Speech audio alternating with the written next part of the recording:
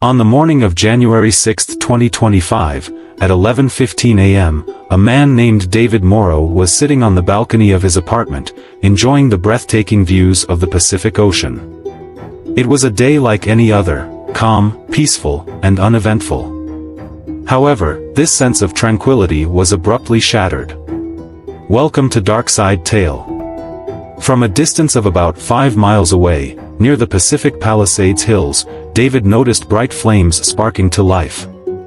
Within just an hour, those tiny sparks erupted into a massive blaze, engulfing the entire area in thick, dark smoke that completely hid the hills from view.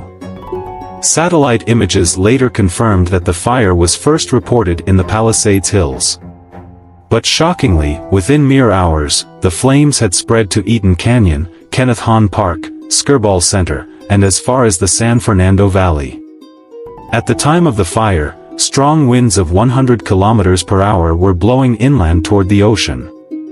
This raises a puzzling question: if the fire began in the Palisades, which is close to the ocean, how did it manage to spread 30 to 40 kilometers inland, directly against the direction of the wind? In today's video, we delve into the devastating wildfire that has consumed 38,000 acres, 150 square kilometers, of land, destroyed over 12,000 buildings and homes, and forced 180,000 people to flee their homes. This tragedy marks one of the most catastrophic wildfires in Los Angeles' history. Even as we produce this video, the fire remains uncontained. Despite the relentless efforts of firefighters, it seems almost impossible to extinguish.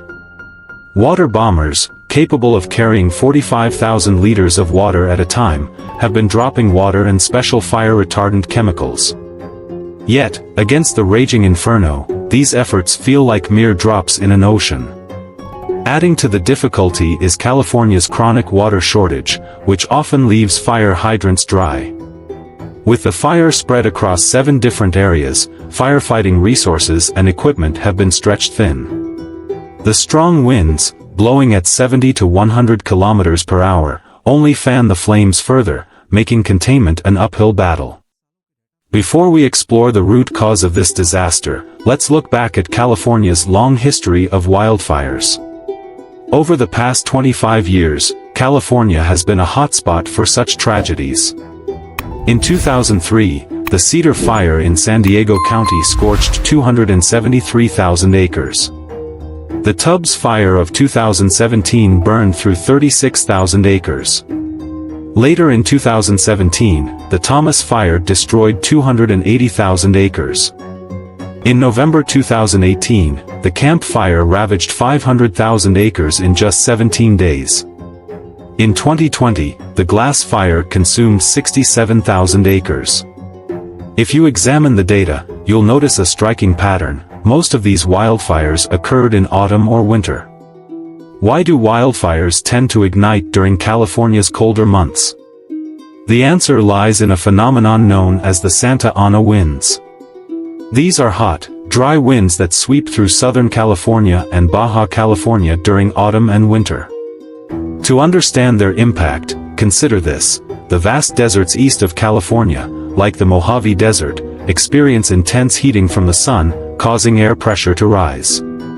In contrast, the cooler ocean air has lower pressure. As we learned in school, air naturally moves from high to low pressure. The Santa Ana winds race from the southeast deserts toward the ocean, rapidly drying out everything in their path.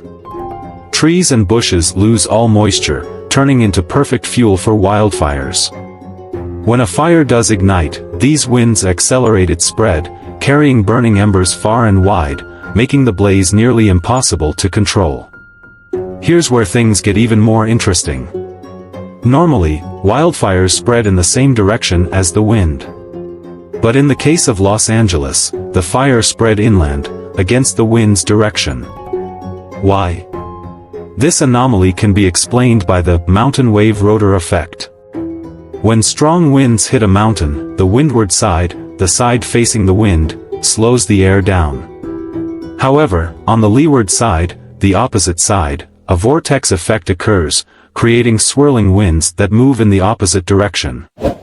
In the Palisades Fire, This effect caused winds at ground level to blow inland, carrying the flames further into residential areas. As wildfires grow out of control, they give rise to phenomena that are as terrifying as they are unpredictable. One such phenomenon is the fire tornado, a rare but incredibly dangerous event. A fire tornado forms when intense heat rapidly draws air upward, creating a powerful updraft. Cooler air rushes in to fill the void, causing the air to spin violently. This rotation pulls burning debris into the vortex, intensifying the tornado and its destructive power. Once formed, the fire tornado takes on a life of its own, creating its own wind patterns and spreading the wildfire even further. Wildfires are a harsh reality, and climate change is expected to increase their frequency and intensity in the coming years.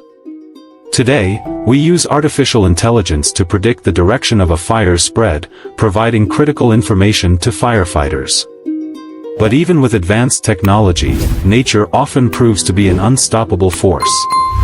The first recorded wildfire in U.S. history occurred in 1871 near Michigan, burning 1.2 million acres and claiming 2,500 lives.